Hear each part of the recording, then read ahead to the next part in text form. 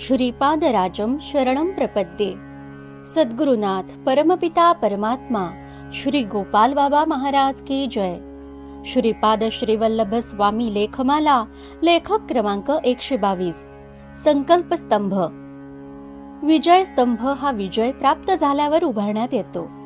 तत्पूर्वी देवता या असुरी शक्तींवर मात करण्यासाठी संकल्प सोडतात।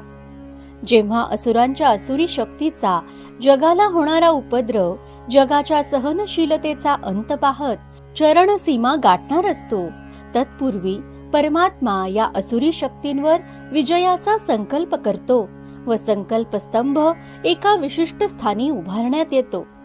विशिष्ट स्थानी म्हणजे या स्थानाचे अक्षांश आणि रेखांश तंतोतंत निश्चित असतात। कारण आजच्या युगातील विमान, हेलिकॉप्टर देखील धावपट्टीवर उतरताना, एखाद्या नियोजित स्थळी उतरताना तेथील अक्षांश आणि रेखांश जुळल्यानंतर म्हणजे टॅली झाल्यावरच उतरतात। अगदी तसेच या विशिष्ट स्थानी संकल्पाच्या वेळी उभारण्यात आलेल्या संकल्प स्तंभ स्थानाच्या अक्षांश आणि रेखांशावर येणारा अवतार भूमीवर उतरतो। ही परमात्म्याची भूमीवर उतरायची सुनियोजित वेळ म्हणजेच कालचक्र।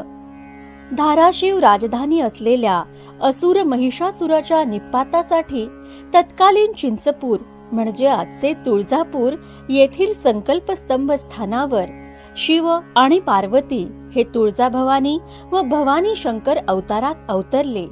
हा अवतरण्याचा समय म्हणजेच महिषासुराचे कालचक्र व यानंतर यथोचित वेळी महिषासुराचा निपात करण्यात आला।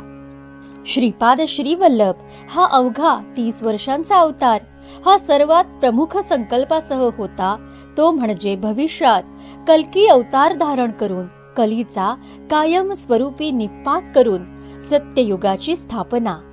कल्की अवताराची तयारी श्रीपाद श्रीवल्लभ अवतारातच करण्यात आली व कलियुगाच्या अंताचा म्हणजे कलियुगांताचा संकल्प स्तंभ श्रीपाद श्रीवल्लभांनी कुरोपूर क्षेत्रात तेथील पवित्र भूमी अंतर्गत उभारलेला आहे। हा संकल्प स्तंभ काशाय वस्त्राने आवृत्त म्हणजे झाकून ठेवलेला आहे। आपला सांद्र सिंधू वेद म्हणजेच बौद्धांचा कालचक्र ग्रंथ हा तिबेट मधील शंबल प्रांतातील मठामध्ये संरक्षित आहे व हाच प्रांत कल्की अवताराची जन्मभूमी आहे। या ग्रंथातील शेवटच्या पानावरील अंतिम अक्षर ज्या नियोजित वेळी गाठले जाऊन ग्रंथ संपूर्ण होईल त्यावेळी कुरोपूर क्षेत्रातील संकल्प स्तंभ कार्यान्वित म्हणजे ऍक्टिव्हेट होईल व त्या क्षणापासून कलीचा अंत प्रारंभ होईल। हिराचंद गोपालचंद कोठारे दिगंबरा दिगंबरा श्रीपाद वल्लभ दिगंबरा।